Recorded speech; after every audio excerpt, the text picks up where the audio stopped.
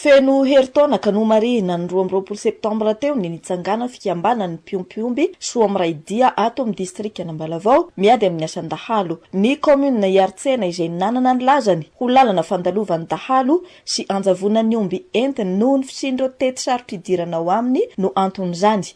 Vatan-dehilahy vitsy notary ny ben'ny tanànany tonga saina sy rehetra sy lahatra no nitsirian-kevitra. Nandray fepetra manokana hanakana ireo lalany dahalo makivaky ny commune. Izy ireo ndray no nanentana ireo mahery ao aminy hanatevin-daharana ka nahafahana nanangany ty fikambanana soa amiray dia ity niainga tamin'ny voarakitry ny dinany Matsiatra ambony 2012 sy 2013. Mitondra ny tenin'ny fiarabana ny raidina atao amin'ny soa amiray dia.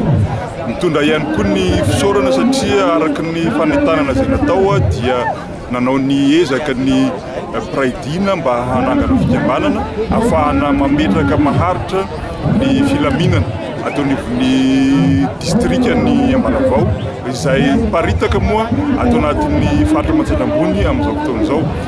Distrikta roa zao zao sisa no tsy misy an'io fikambanana io izay fanaovana fanentanana tamin'ny herinandro lasa iny izay nakana ihany koa ny traikefany ty fikambanana soa amiray dia ty amin'ny ametrahana zany fikambanany praidina zany any amin'ny distrikta hafa hanamorana indrindrandrindra ny fampiarana ny dinany Matsiatra ambony. Fraisankina no niantoka ny fahombiazany fikambanana no tohanan'ireo mpitondra ara-panjakana sy ny mpitandro ny filaminana ary ireo tsara sitrapo maro teo amin'ny fampitaovana samihafa. Dahalo iray no maty voatifitry ny fokon'olona raha saika hamoaka omby 3 tato amin'ity tokatrano ity tao amin'ny fokotany ny Soamanandray atao amin'ny commune Ambonivohitra Ambalavao ny aliny sabotsy tokony tamin'ny 7 ora. Efada izy ireo raha ny fitantarany nanatry maso tafapiritsaka kosa ny namany 3 lahy. Matory ambany rihany trano fonenan'ny tompony ireo omby ireo.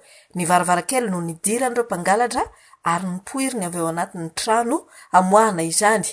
Ny firodorodon'ny omby no nanaitra ny tompony. Ataony omby io zany omby an-dragno dia vakiny le tragnony le tompon'omby. Dia farany moa naheno le tompontragno dia nikoka. Dia vory ny fokon'olo dia nisy ny fanjavogna dia tratra eto. Dia velogna moa zany ny koky fa tonga dia nikoky aho dia avy aby manontolo ny mpiampy sy ny fokon'olo. Dia niasa ny agnatin'ny fikambanany koa soa miaradia ty moa zany ny tegna.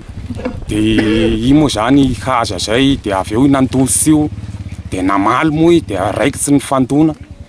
Dia igny lefa igny moa zany dia hotrasy voatifiseo. Efa saikia mpikambana ao anatin'ny fikambanany Piompiomby soa amiray dia miady amin'ny asan-dalo avokoa ny olona ato ary nanafaingana ny fanenjehana ireto dahalo ny fomba fiasa efa ifanarahan'ny mpikambana mba tsy hahaveriny hareny.